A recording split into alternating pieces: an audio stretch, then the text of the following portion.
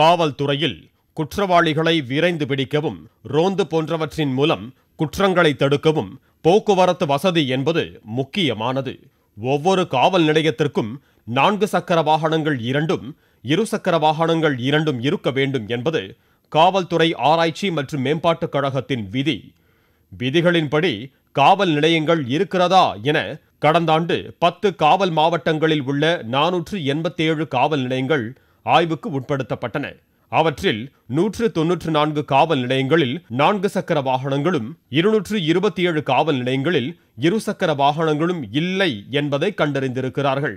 அதிர்ச்சியடைந்த அதிகாரிகள் அதேபோன்று மேலும் 123 காவல் நிலையங்களில் ஆய்வு செய்தபோது 44 காவல் நிலையங்களில் 4 சக்கர வாகனமும் 49 காவல் நிலையங்களில் 2 சக்கர வாகனமும் இல்லை என தெரிய வந்ததோடு 23 காவல் நிலையங்கள் குறைந்தபட்சம் 2 சக்கர வாகனம் கூட இல்லை என அறிக்கை அளித்திருக்கிறார்கள்.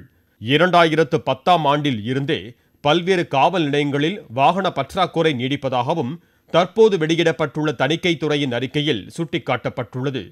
பெரும்பாலும் கிராமப்புறங்களில் உள்ள காவல் நிலையங்களில்தான் இதுபோன்ற சூழல் இருப்பதாகவும் வாடகை வாகனங்களையும் 2 சக்கர வாகனங்களையும் காவல்துறையினர் பயன்படுத்துவதாகவும் கூறப்படுகிறது. கடந்த 2015ஆம் ஆண்டு சென்னை பெருநகர காவல்துறைக்கு ரோந்து பணிக்காக 200 சைக்கிள்கள் வழங்கப்பட்டன. செயின் பறிப்பு, செல்போன் பறிப்பு கொள்ளையர்களே விலையுயர்ந்த 2 சக்கர வாகனங்களில் வந்து கொள்ளையடித்து செல்லும் இன்றைய காலகட்டத்தில் சைக்கிளில் சென்று குற்றவாளிகளை பிடிப்பது எந்த வகையில் ஏற்றுக்கொள்ள முடியும் என விமர்சனம் எழுந்தது. அதற்கேற்றாற்போல் எந்த காவல் நிலையங்களிலும் இதுவரை அந்த சைக்கிள்களை பயன்படுத்தாமல் அந்த திட்டம் மட்டுமின்றி சைக்கிள்களும் துருபிடித்து கிடக்கின்றன. சைக்கிள் திட்டத்திற்கு ஒதுக்கப்பட்ட நிதியை வாகனங்கள் இல்லாத காவல் நிலையங்களுக்காவது செலவிட்டிருக்கலாம் என்ற குரல் காவல்துறையில் எழுகிறது.